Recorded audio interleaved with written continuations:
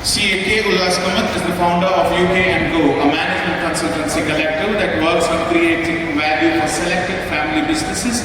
He founded the company with a vision of driving the growth of MSMEs in the country with primary focus on the family managed business. Currently, Mr. Kamath serves as a director on the boards of various companies including V-Guard Industries Limited, Ace Vector Limited, Wonderlaw Holidays and few others. Working towards his passion for family managed business, he recently established the Ullas Kamath Center for Family Managed Business at NTTE University, where generations of family business leaders come to learn from industry stalwarts. With these words, I hand over the session to CA Ullas Kamath. Thank you. ಎಲ್ಲರಿಗೂ ನಮಸ್ಕಾರ. Specially ಪನ್ನರ sir ಅವರಿಗೆ ಬಹಳ ದೊಡ್ಡ ಸಾಷ್ಟಾಂಗ ನಮಸ್ಕಾರ. This is his dream to bring SIRC's ICA conference to his hometown, and we are all extremely proud that he fulfilled his personal dream of getting all of us to Msme, and we are thankful to you, sir. You are a wonderful person. You are a wonderful person. We have come here only for you. And this topic is given by Mr. Panaraj. He said it should be for MSME, we should be inclusive, we should be sustainable, and it's for the nation. So I put all the words together and it became MSME in inclusive and sustainable growth for the nation building. And this topic is given by him. I'm only talking on his behalf. His heart goes for MSME. How much time I have, sir? How much time?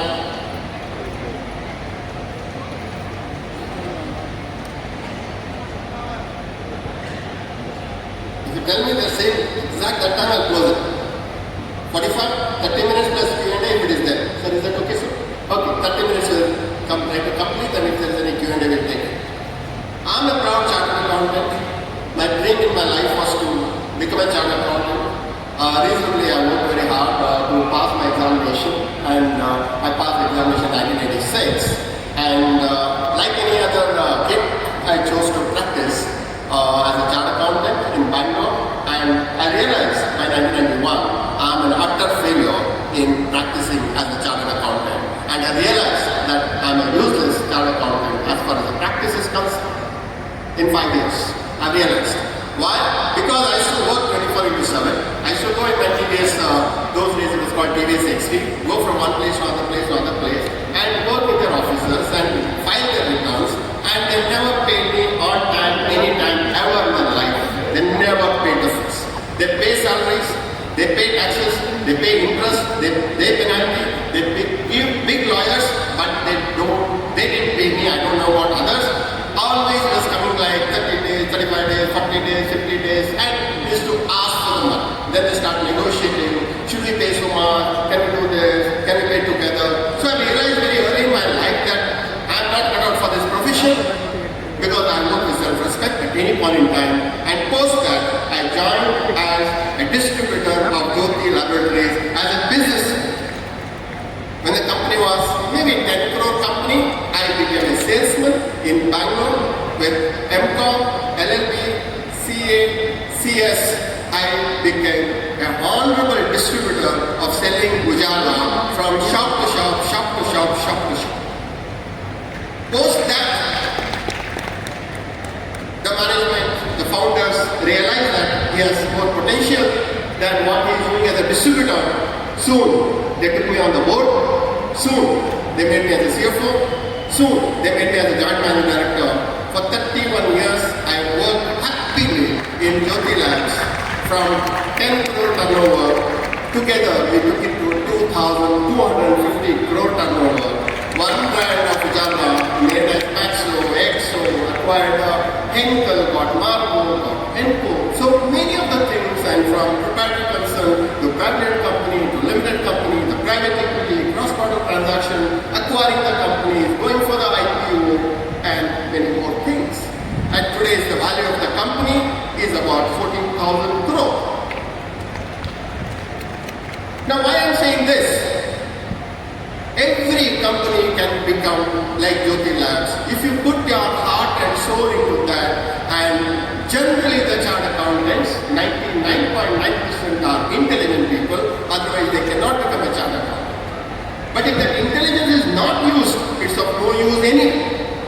If the intelligence what's the use of that? Most of the time we use our intelligence to pass the examination, thereafter we don't have time to use our brain. So what I'm trying to tell today is that the way how the country is growing, the way how future is, probably after 5, 10, 15, 20 years, there won't be requirement of any practicing chartered accountant as far as India is concerned. You become a good compounder, rest of things technology will take over. You don't have to be there at all. And that job only will not be there if you still feel that the tsunami will not come. Once the tsunami comes, you know what we are talking about. Now I'll show you the slides. I'm a data-driven person. For me, everything is data. Without numbers, we don't talk. Without figures, we don't talk. And past also we were like that. Today also we are like that. And tomorrow also we will be like that. Being a chartered accountant, if you don't believe in the numbers, then you are in a wrong profession. If the data is right, then everything will be right. This is the horoscope of the country going forward. 18 keynotes. And entire thanks to my friend Gururaj Acharya. He showed me one presentation, 10 commandments. Even today, I like the presentation, what he showed in Mangalore. And I felt that this is a nice way of making the presentation. People will believe, people will see the number 1, 2, 3, 4. And today, this number is because of Gururaj Acharya, sir. Thank you, sir. And if you have taken as 18 keynotes, try to understand each one of them as much as you can. And I'm always available here. You can talk to me later if required. The word story. If you don't know the word story, you are illiterate person. If you do not know the word story, consider you as an illiterate person. Forget about the chartered accountant, you'll be illiterate. What is the word story? United States, high inflation, prolonged recession warning. We don't know when they're coming. When they're coming to the recession, it's for 5-10 years. It's not that recession will be for 2-3 years, and you know the definition of what a recession is. It's a negative growth for continuous 2 quarters. It's there in the recession. As of now, it's not, but their warning is there very clearly of all the research report what we are seeing. The rising interest rate, money is moving towards US because they're getting the better interest what it used to be in the past. And imminent layoff we are seeing. And what is the layoff? Some of our relatives have been laid off in Facebook, some of your relatives must have laid off in Microsoft, some of your children might be working on H1B's visa and trying to get a job there. And all these things, if you are not children, your relatives' children are working hard to get one more job in the US. That's what we call the imminent layoffs. And young Indians are affected because people are gone with the dream from here. They finished their graduation here. They worked for 2-3 years. They went for MS. They took the graduation loan. They went to the dream to become wonderful people like how we went in the 60s and 70s and 80s, but today they are perfect. Europe, skyrocketing inflation. If you have visited Europe recently, you know what I'm trying to say there. And possible cash shortages because of Ukraine, Russia, they're trying to manage, but it has an impact. And plaguing economic downturn in UK, and added to that, now we have another big problem in the same region, which we don't want to be political, but we need to be understanding the impact of that. China, struggling public sector. If you go to China now, in the evening, big buildings, there are no lights. That means the building is there, people are not there. Only during the daytime you will not know, but in the night when you go, the building, if you see 30-story, 40-story, 60-story building, you know how many lights are on, then you know that was working or not working. And global monetary tightening is happening, and China plus one policy. If you don't understand what is the China plus one policy, post-COVID it came, and globally it is the most read document. Please try to understand China plus one policy. And US, EU versus China post-COVID is the literature which you should be looking at. Now where I mean as far as India is concerned, India wants to become third largest economy in the world by 10 trillion economy by 2032. It is not the budget which we write to take a loan from the bank, managing the DSCR at 1.65. No, it is not that. There is a document behind that, sectoral wise, and the rights of agriculture, MSMEs, large industries, it is technology, it is services, it is tourism, it's mining, everything, it is domestic consumption, it is export opportunity, China plus one policies impact. So this becoming the third largest economy by by achieving 10 trillion. At the dollar rate, we have taken at 99 because US don't have that problem, but we do have problem with dollar. Keep rising, the numbers will achieve more, but we'll become the third largest economy. Now, when we were writing examination, India was a poor country. Then it became developing country. Then became a third world country. Then became big nation. Then became emerging country. I don't know the difference about all these things, but we were given a better titles. And today we are called in world's fastest growing economy. We have got the title. World's fastest growing economy. We got the title, and this will be there for the next 10, 15, 20 years. Whether you are a part of it, that's your problem. Whether you are a part of that growth, that's your problem. But the country is growing for the reason which I have already explained to you. And to come to hospital, when we talk about the infrastructure, to come to hospital, I had the option to go to Hubli, I had the option to go from Bangalore to Bellary, I had the option to come by road. And my driver told me saying that, sir, going to the airport is 1 hour, waiting there for 1 hour, flight is 45 minutes, and from there another 30-40 minutes, and we don't know whether the flight will go on time or not. Instead of that, I will drive you in 4 hours from Malaysia from home till this venue, 4 hours. Whether you can imagine that in the past? Now that is called infrastructure. From Bhopal to Indore, 200 kilometers. We go in less than 2.5 hours. Less than 2.5 hours. Not even a signal light. So only when you travel you know what I'm talking about: infrastructure, rapid digitalization, rising export, and demography is to our advantage. Now, I give an example how in the past US has worked. US in 1960, US was $550 billion. US was $550 billion in 1960, and they grew at 6.4% continuously, and now they are at 25 trillion. And the share of consumption is 66%. That is, domestic consumption is 66%. And India today is 60% domestic consumption. Our kids are consuming more, we are consuming more, we are spending more, little bit of worry on the savings, but consumption is the one which drives the GDP, and we want to consume, we want to earn, spend, earn, borrow, spend, everything is consumption. And take away India's consumption 60% is perfectly poised to contribute meaningfully to the accelerated growth. Now this generation, you cannot stop them by consuming. They don't worry about next year. They don't worry about 5 years down the line. They don't buy houses now. They don't buy cars. They just consume. They just want Saturday, Sunday parties. You come to Bangalore, 3,600 pubs are there. I don't know why the last pub has opened if there is no business. So the consumption story is going to remain. See the China. 1989 there were 347 billion, more or less exactly where India is today. India is about 350 billion. We want to we will be reaching now 3.4 trillion. We want to reach 10 trillion. So 347 billion in 1989, they became 18 trillion presently with 55% consumption because they were export oriented and they exported all over the world and took away the manufacturing from the rest of the world. Now, let's compare MSME story. MSME in India, there are 6.3 crore MSMEs are registered. How many are dead? How many are alive? I don't know. But the registration is 6.3 crore and the employment generated where the PF and ASI is 12.5 crore. That means each MSME has created 2 jobs. Either data is wrong or reshaped. If 6.3 crore of MSMEs have created 12.5 crore job, average 2, if it becomes 3, we'll have created another 6 crore of jobs.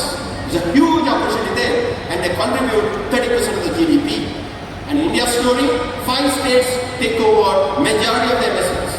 5 states take over majority of the MSMEs. Now what is the role of MSME? They create jobs, because they only create jobs. And they create jobs not knowing whether the job is required or not required also. Brother son is not working, come to the factory. Sister son is not doing anything, come to the office. Somebody, come, no problem. There's no evaluation whether we need the job, don't need the job, just create job. I have highest respect for them, but in today's context, you have salaries and wages, if it is more than 6%, you have a problem to attend later on. Because the salary and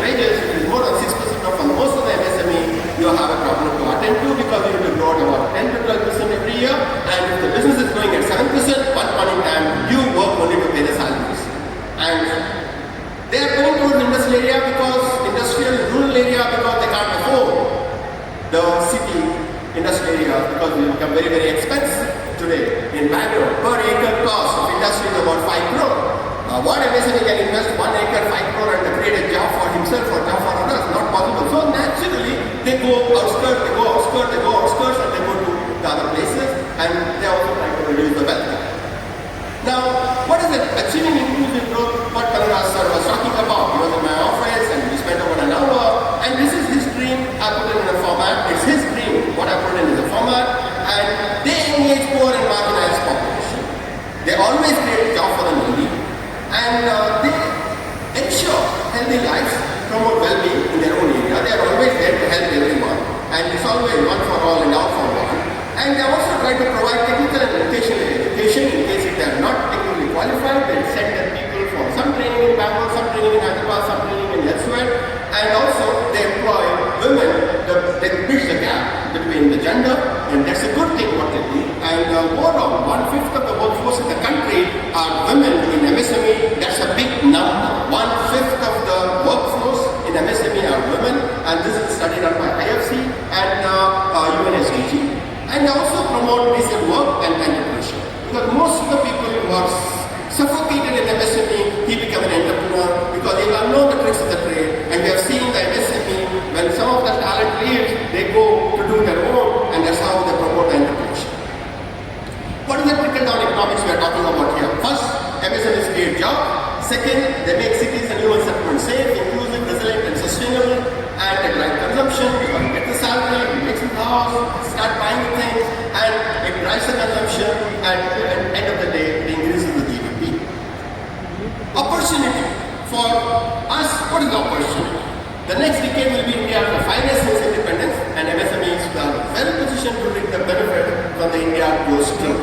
Now, this fact, what we are trying to see is country's target is $10 trillion, 2032. Now, state like Karnataka, they have given a beautiful report. We should see it. I'll send the contrast so it can go to all the ICN members. How the report is written. For Karnataka, we have written a report with the government of Karnataka and with FICCI as a knowledge partner. We have written a report of 1 trillion by 2032. As of now, Karnataka is 8.4% of the national GDP, and we want to become 10% of the national GDP. That means if the country is 10 trillion, Karnataka will be 1 trillion. Karnataka will be 1 trillion. And to go for 1 trillion, we have made 14 chapters, starting from agriculture, floriculture, aquaculture, mining, transportation, logistics, industrial corridors, infrastructure, fisheries, IT, tourism, ITES, every sector, 14 chapters we have written. It's such a beautiful document. It's not a drafted document, it's a crafted document. You should see it. You should read it. You should understand it. Then you know how the Karnataka is going to grow in the next 10 years. And I want all of you to be a part of your respective states' economic growth, because the growth can only happen from small and medium enterprises. Growth from big companies are always taken as granted. But the growth from the small and medium enterprises, the multiplying effect is huge. When I say one job extra they create, you are bringing in 6 crore of job into the economy. And 6 crore of job when you bring into the economy, they spend money on education, they spend money on the health, they spend the money on the car, they spend the money on the bike, they spend the money on rental, they spend. So that economic opportunity there is huge, and become a part of it. Leveraging the scheme for growth. There are plenty of schemes which is given by Government of India, Government of Karnataka, Government of the respective states where you come from. But make sure that you are a part of it. You need to become a part of it. Means you are client, you are MSME, you should be a part of it. Whatever is available there, you should be able to take the best use of it. Whether it is small, whether it is a big incentive as an incentive. Do not ignore the union government incentive and the state government incentive. Every incentive comes free, but you need to apply and you take it. In India, by and large MSMEs are family-run business, and CA is found an integral part of this ecosystem. And I'll give you the data, then you know that what CAs have contributed to this. The data is from first generation to second generation, only 30% of the family business have gone. 70% have not seen the light of the day at all up to the second generation. First generation to second generation, 31% to be precise. From second generation to third generation in India, only 3%. From second generation to third generation, it is 0.4%. That means to say that if you have 200 new companies now, your great-grandchildren will have one. Remaining will go away. Now CAs are witness of this. They are a part of it. And I also hold them responsible because all of them are your clients. When they fight in the family, you become a part of it. Instead of resolving the problems, you act with the problems. When they have the problem, you try to close the company rather than build the company. You go with the owners, you don't go with the business. You go with the owners, you don't go with the management. And 1 to 2 generation, if 70% of the business are not going means, you should be held responsible, saying what went wrong and why. If it is a business issue, fine. But if it's a family issue, you should be worried about it. Because you know what's going wrong with the family all the time. So CA should become an integral part of this ecosystem, and you should ensure that my clients, I'll ensure that it goes to the next generation, next generation, next generation. Because you are like a family deity for them as far as the accounts and finance is concerned. Now, what comes first for a businessman? It's a family, is it business or management? I don't want to hear the answer, all the three. What comes first for a businessman, for a family man of business? What comes first? And how many of you think that the family comes first? How many of you think family comes first? 1, 2, 3, 4, 5, 10, 15. How many of you think that business comes first? How many of you think that business comes first? More or less the same. How many of you think that the management comes first? Only one. Rest of the people who have come here, good breakfast, nice place. We are going to Hampi. Hampi has been there for the last 500 years, sir. It will be there for the next 500 years. Rest of the people are it's okay. But I'm telling you that the people who believe that the family comes first, it will be very difficult for going for the next generation. People who believe that the business comes first, it will always go to the next generation. If you want to know, in the West, some of the families, if they talk about the business, they say don't talk about the business. Business is there, that's why family is there. The business is not there, what family we are talking about. That's why they have been growing and growing and growing, especially in the West. And the management comes first only for the startups. If there is no management, there is no startup. They create a beautiful management team, and if somebody wants to touch that management, they don't keep quiet. For them, family does not matter, business also sometimes does not matter, but the management team, what they put in, they give their life for the management. That's how they call management in startup community. Now the role of the CA. What are you supposed to do with them? In the family, please have councils for them, have some chapters for them, who should be doing what, whether it should be equal, not equal, whether the children should come, should not come, whether daughter should come, not come, son-in-law should come, not come, whether talent is there, meritocracy is there, whether they know the business, don't know the business, everything, please talk to them. Before take them on board, please talk to them. Otherwise, after 15 years, you will have a problem. Saying that I'm the equal partner. But the elder brother will have taken telling CA, you know, nobody is an equal partner, he will have just told. But when the company grows, his children may say, my father has 50% share. I'm not against 50% or 60% or 40%. I'm saying that the CA should know what percentage, what kind of family arrangement you should have, and that has to be only on meritocracy. Ownership is different, but meritocracy is very important. And you need to protect the wealth.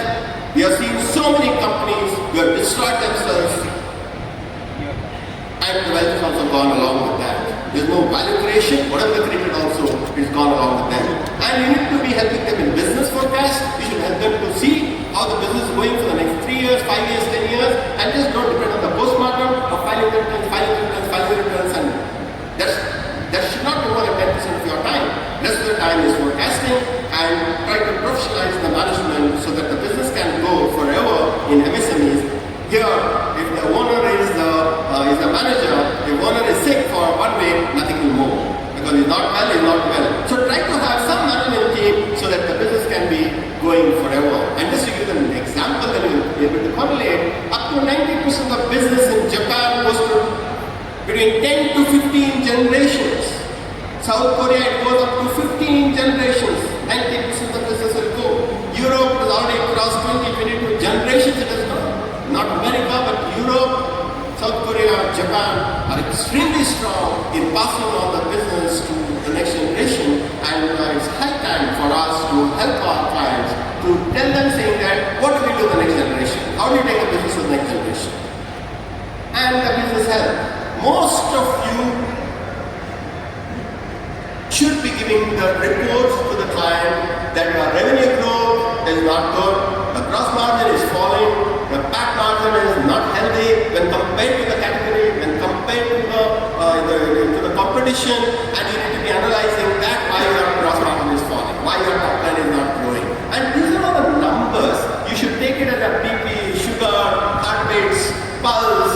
This is, for a human being, you have executive health checkup. For insurance, otherwise you would not have gone for that. But for a family business, please have for MSMEs health checkup number so that it improves the numbers year after year, quarter after quarter. And do not depend on annual accounts. Please go for quarterly accounts. And finalize the quarterly accounts. So annual accounts will not have any problems. You will just put the quarter and last quarter, add that and be done with it. And have a number that 8th of the close of the quarter, we finalize the number so that you don't have to worry on 30th September or 31st October to file the returns. And the category size, market share. These are all the things you need to be extra careful. And threats for every MNC, a threat for every MSME is multinational. There's a large national players. They're extremely hungry. They will take over your business. If they take your business anyway gone with them. Because you are helping your MSME to grow, but if somebody takes over the business, you can only sympathize with them, but you should help them to retain their business and the startups are disrupting. And somebody says that no, startups have nothing to do with that, it does not affect us. It is like saying that COVID does not affect me, so I don't respect the lockdown. It's as stupid as that. What is the startup are doing? Startups are not making you to eat more. They are making you to consume at convenience. The definition of disruption is that it is better, cheaper, faster, technology-driven, and unit economics works with the scale advantage to give them the profitability, and they are globally appealable products is what startup is all about. And one of the best run restaurants in Bangalore, when I was talking to him the other day, what is the quantum of your business is from e-commerce players? It's one of the best restaurants in Bangalore. He said 80% of business I get from Swiggy and Zomato. So whose business, who is doing, who is eating, who is paying the price, and what you are left with is 20% walk-in customers. Tomorrow, they are not there, you are not there anymore. So to that extent, you need to be extra careful. How does the startup economy affect my business? When I say your business, it's your client business. Be aware of that. Data and analytics. Today's data is everything. You have the country data, state data, category data, market data, and every data is available. And Government of India, Government of Karnataka has more data than what you have about you. So you should be very careful. Data analytics is something which should be extraordinarily careful in getting the data analytics so that you should be able to predict the next 5 years business, next 5 years business, 3 years business, 2 years business, next quarter business for your clients. And understand the regulation and prevent the problems. And you should be on the right side of the law all the time. You should be on the right side of the law all the time. You should be on the right side of the law all the time. And when you are on the right side of the law all the time, there is no job for practicing chartered accountants. Assistant raising the capital. Always you give them the forecast, matching 1.65 DSCR and get the loan from the bank and pledge their house property, pledge their factory property, value it, getting the value the way we want, everything we have seen. These are all the yesteryears. Please don't push them, they get into the debt trap. Don't get them into the debt trap. We call it as a project financing, but you know that the financing, what some of our CS have done, should not have been done at all. So you should say that this business cannot take the loan, this business cannot take the interest component, this business you can take the equity.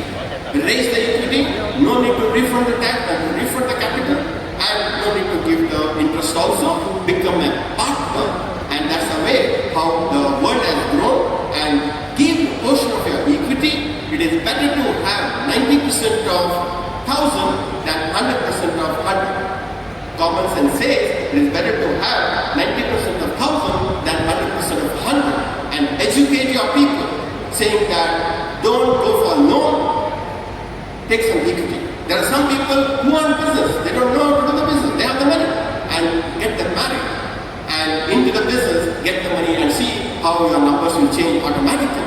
Because it's the life of MSME to pay the interest, pay the principal, pay the principal, pay the interest.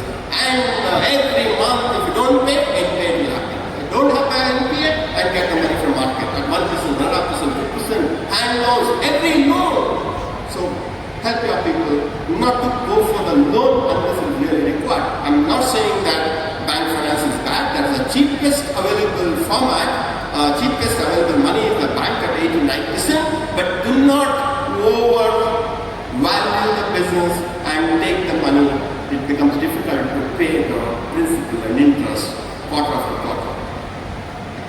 Take the right decision, right time, the right place, the right people, in the right way. Put the tick mark, put the box, tick the box. Every time when he says that, sir, we have decided to take one more property, sir, and we want to build one more factory. Is it the right decision? Is it the right time? Is it doing it the right place? Was it required? Is it futuristic? What is the installed capacity he has now? How much he has used the installed capacity? And if it is installed capacity already used, then probably you can tell him saying that, why can't you take the property 20 kilometers away? Why can't you take the property 50 kilometers away? Where do you want to be the adjacent property? Is there any synergy there? All I'm saying is that right decision, right time, right place, the right people, in the right place you take, chance of success is high. And please inform all your clients when they have the power, when they have the money in the bank, and they don't know what's happening in the world, what's happening in India, what's happening in the state, and what's happening in the business. That is the recipe for disaster in the years to come, which we call it as ignorance leads to arrogance. Once we get into arrogance, it's the recipe for disaster. Warn them well in advance. I put in the bracket there, CS are aware of this before the market. Before the market comes to know, you know their health status. He is taking more money, he is not coming on time, he don't know what's happening in the competition, he don't care for anybody, he is throwing the money, building the houses, buying the new cars, everything is on EMI. You'll be able to know that this MSME is not doing the right thing in the right way, the right thing. And you need to caution him. Don't be good to him all the time, not necessarily. You should be a doctor. If something is wrong, you should tell him that it's wrong. But just because the doctor is there, you can't take risk with your sugar and your BP. So to that extent, power, money, ignorance, and I can give you hundreds of examples where they have committed miracle. Just that arrogance.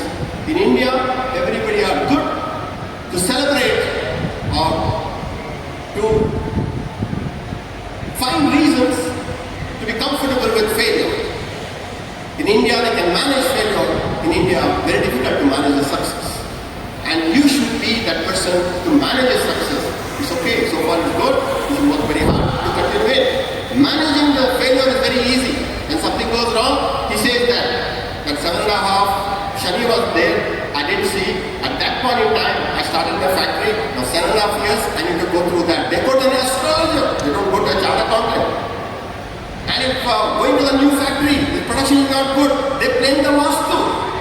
They don't blame their thinking. So you should be very careful in telling, saying that forget about vastu and horoscope and all, get your business model right first. And in the business model, if it is right, 99.9% you will not see the failure. 0.1% is anybody's guess. Organic and inorganic. The growth generally, GDP plus 5% should be your growth. If the GDP is about 7%, if the company should grow 12%. To say we are a pass class. If you are growing GDP plus 5%, you are a pass class growing company. That means getting 50 marks and just going passing 201 in the group 1. That's the kind of market is. So if you are not growing GDP plus 5%, you are not a good student in MSME. And also try to see you can acquire any business in your area, in your category, and somebody is not doing well and acquire them. So it has to be organic plus inorganic put together. You should be growing.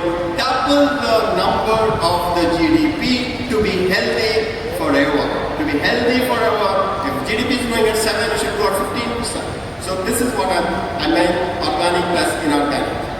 And have a future-ready management team. You always hire people in a hurry. You create a job when there is nobody. You create a job when there is no job. You create a job and then have the future management ready, saying that to hire a person, don't be in a hurry. If you want to hire one, talk to 4 people, talk to 10 people, then you hire one so that you can say that this management team is for me for future expansion. So have the management ready, management team ready before you embark on big expansion. And unit economics and scale advantage. CA should be able to help their MSMEs.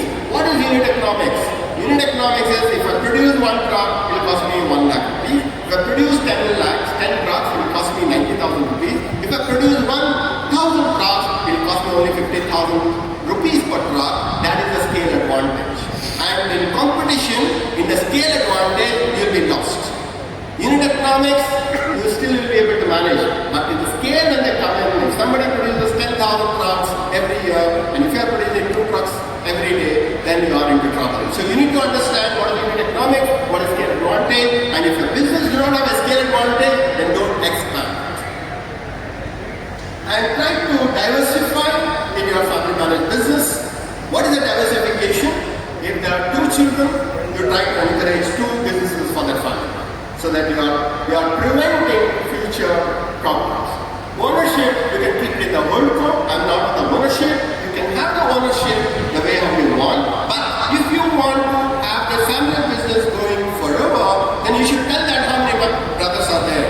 2. Why not do 1 more business? He can be in charge of the real estate. You can be in charge of the rice mill. And tomorrow if there's any problem in rice mill, real estate will give the money. If problem in the real estate, probably your rice mill will be able to pay the salary there. It's always good to have seasonal businesses. You should have the businesses for it can last longer. And I advocate to everyone that if you have 2 members in the family, you will have 2 houses, you will have 2 cars, you will have 2 everything. Why can't you have 2 members, 2 businesses? Then ownership can be at one place, but the execution part, he can be the CEO of this company, the younger brother can be CEO of other company, and job should be transferable maybe once in 5 years, 10 years, as it may be. So it becomes a family business. So one business for one family is the mantra going future. And I want to leave you with this thought. So far, you have been compliant. Compliance. And this compliance will not have any meaning going forward, because if you are not compliant, you are dead. This compliance will not have any meaning going forward, because if you don't comply, you are dead. So when that is the case, what is the future? Future for all of us is compliance plus knowledge plus research plus data and technology, and you create a value. And the value is, if at all the family wants to exit the business, there is a huge value, because there is the business, there is the management, there is the technology, there is the data, there is the value. If somebody is doing a rice mill of 100 crore, they only know the values of land and building a machinery, but they do not know 100 crore if they are making 10 crore of profit. There is a value creation of 150 crore in today's world. And how do we create that value is only when you say 100% compliant. We have the knowledge of the industry, the category from time to time. We also do the research from time to time, and we have the data to support our future. And you should be the first, and you can't be the last. The last person in any of these transformation, the chance of success is very, very low. And this is the world in which we are living, wherein transformation gets you the edge when compared to others. Thank you very much. So, coming to the point, if MSME survives, it's a backbone of the country. We should support them to grow faster. We should be able to grow them more profitable, and they should have multi-businesses that will help the nation do well. And because they provide 50% of the GDP of the country, and if it's a $10 trillion economy, you know that $3 trillion the MSMEs are providing to the nation. So we should respect them, and we should help them to grow. It's our duty, it's our obligation of all the CAs where you are working with the MSMEs. Can we talk about our business for future? There are times like that. You can't help it. A person who don't know how much fuel he has to drive on a highway, what will you talk to him? God will not come to help. So you should be extra careful in managing such situations, such crises. And CA, historically being extraordinarily intelligent people, which we are all proud of, let us make use of our intelligence for the better good of our clients so that they do well in their life. When they do well in their life, it naturally trickles down to you also. So thank you very much. Any questions are there? I'll take the questions. Thank you very much, sir, for the 18 key points on how MSMEs have to function well. And we also realized that the role of CAs is very crucial to maintain these businesses to be future ready. The floor is open for questions, so any of our delegates, if they want some questions.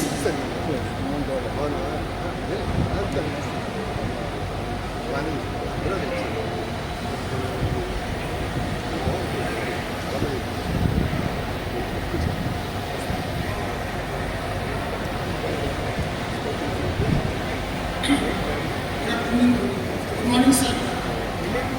Yeah. Good morning, sir. Myself, Arinda Bose, CFO of two GSW food companies. So we serve the nation from this area only. So it adds the highest percentage of GDP, GST to Karnataka, to the government of India in Karnataka. And we add till now the highest percentage of the GDP to the Karnataka GST. Very nice. Yes, it is 12 million ton going to be 18 million ton. And there are too many entities out here. My question is that, sir, there are too many MSME contractors working. So there was an MSME conference here in the hospital, but I don't know how many people attended. And moreover, like Devashish said, last year, he was very close to me from Guwahati. So he said that it should be free of cost. The MSME contractors should join. I think last time the hospital chapter, whatever they did, they took charges. This should not be there. And we can host, my company can host them in our township, our auditorium. So at least 300, 400 we can do that. More than that we can do that. So the institutes should come forward. They should have a MSME conference for the contractors, because suppose I can tell you there are too many civil constructions. What is the question, sir? My question is, what is the institute's role in upgrading the MSMEs in terms of support? Yeah, I got it. You see, you can only take the horse to the water. You can't make the horse to drink the water. Between the two conferences, nothing is happening in this world. This conference or next conference. People will go back home, they go back to their office, they have pending work, they have pending notices to attend, and the clients are asking for 10 o'clock, you ask them to come at 12 o'clock, you see them at 2 o'clock, and then say, we'll meet next time. This is the practice in China. 9 out of 10 people are doing the same thing. They talk to them, how is the family, how is the thing, other than the subject, they talk everything in life. When it comes to subject matter, is that don't worry, I am there. That means you have not studied his problem only. Send the notice to the office. Notice the office person ಎಲ್ಲ ನೋಡ್ತೀನಿ ಯಾರು ಯಾವತ್ತೂ ಏನಕ್ಕೆ ನೋಡೇ ಇಲ್ಲ ಅವ್ರು ಬಂದ ಮೇಲೆ ಅದು ಅರ್ಥ ಮಾಡ್ಕೊಳ್ಳೋದು. By and large, this is what I'm saying. We don't have a Zoom call with our MSMEs. Today Zoom call is available free for 45 minutes. Why can't you have a Zoom call with them? What's the problem? You tell me. You don't have to come here. Your time is more important. I was here at 8:45 in the morning because I've been told to come at 8:45 here. And what time we came here? 9:30. Good, bad? It's the worst. Time management is the least what the profession should have for himself. For himself. When you go for a meeting in Japan, they give the time at 9 o'clock and they say meeting for 25 minutes. If you go at 9:20, they'll give you the coffee and they send you at 9:25. That's it. You're gone all the way from here to Tokyo, so what? Our time is more important as well as your time. No traffic jam, nothing, no reason whatsoever. So to that extent, each one of us should have that dignity of time, dignity of labor, and dignity of time management, then everybody will fall in place. Now, when you want to have the MSME conference, people should tell what is the problem first and address the problem. General conference will only make you to feel good. But what you have to do is that every MSME has to undergo at least 5 days of religious, rigorous program on working capital management and the top line management, on the stock management, and introduction of the new IT. Today IT is very, very cheap. It's not as it was in the past. You need to see what kind of technology can help you to do better. So this is what you need to do for a small community of MSME. Probably it can go from one region to other region, but this is a must that we should be open. And past performance, no guarantee for future performance. If anybody tells you that we've been doing it for the last 2 generations, you should be able to say that many like you felt like that, and many people now are not there. Past performance is no guarantee for future performance, and people have felt like that. Today, they are not able to come back to the country. So to that extent, you should know that fact remains present and little bit of future. Past, relevant, but not necessarily that your horse has won last race. This time, without getting the horse into the course, it will win. It's as good as saying that I passed my intermediate, I don't write my final exam, I pass. So, be in present, be futuristic with the data, you sit with them and have minutes of the meeting with your clients. Take the signature every time. Because you will always say, I ಹೇಳಿದ್ದೆ ಒಂದು 30 ವರ್ಷದ ಮೊದಲು ಹೇಳಿದ್ದೆ ನಿಮಗೆ problem ಆಗ್ಬೋದು, ಇನ್ನು 10 ವರ್ಷದ ಮೊದಲು ಹೇಳಿದ್ದೆ ಪ್ರಾಬ್ಲಮ್ ಆಗ್ಬೋದು. It's of no use. You should tell them that this is your diagnosis, this is what your prescription is, take it or leave it, like how the doctor gives. So that there is a record of your discussion and how qualitative it was in being able to answer that. You will be able to see that. So you need to prepare for the meetings. You need to prepare for with the research. You need to prepare for with the knowledge. You should prepare with the data. Then the clients also feel happy that my CA has given me valuable data input for me to take a decision.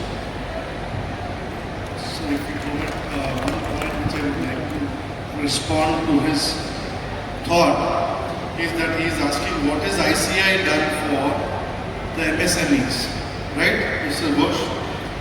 So first thing which I would like to say is ICI has set up a separate committee for MSME which has done a fantabulous job under the chairmanship of Mr. Dheeraj Khandelwal, who is a council member, where in this 75 years we have moved around 75 different cities in that period, and ICI has played a very important role by ensuring these MSMEs are being touched upon, and 1 crore MSMEs are being now registered on MSME portal because of the efforts of Chartered Accountants Institute. We all should be proud about this fact. Furthermore, all the branches are being told to host free of cost seminars at the cost of institute, not for Chartered Accountant, but giving the entire guidance for MSMEs. So this is also something which has been done by the institute. I think we all should be proud about our institute, which is not only thinking inward looking, but it is actually thinking how do we get into the nation building process. Thank you, sir. I got it. And I have written a report on MSME, and I'll send the report to you and MSME the way forward. Just give me a number, then you'll know what I'm trying to talk. In MSME, the default rate in micro is 7% during COVID time. 7% default rate. When it comes to small, it is 9%. When it comes to medium, it is 9%, 9.5%. When it comes to large, it is at 20% default rate NPA at 20%. This is the RBI published data of 1920, just during the COVID, how much to support the companies. So the smaller the companies are, the default rate is the lowest. The bigger the companies are, the default rate is the highest. Now, where the money is being spent now, where the loan is being given, it's in the bigger companies, not for the smaller companies. Right? Now that has to be changed. And we also recommended an MSME report, which we have given to the government of Karnataka, that we need to have MSME fund, say 1,000 crore. And every good MSME, you should be able to give them a grant, which you can pay after 10 years. No interest, nothing, just give them the grant, because they created jobs. When they created the jobs, you need to pay them. You need to respect them. We should recognize them. We should reward them. And 1,000 crore fund in a state, when compared to the Karnataka government budget of 25 lakhs, 24 lakhs, is a very small amount. But we need to do that. It's the company is doing well, but they don't have the money to grow, please, state government should put the money. And if you go to any European countries, the first person who puts the money is the local council. Because they say, how many jobs you are creating? We are creating 100 jobs. Okay, we put so much of money, pay whenever you want, even if you don't pay, it's fine, but do well for our country or our council. So to that extent, a lot to be done, a lot of intervention has to be done by the government, and I'll send that report to Panaraj, he can send a report to all of you, and read that report, then you know that what we are trying to talk about. Thank you very much. Thank you.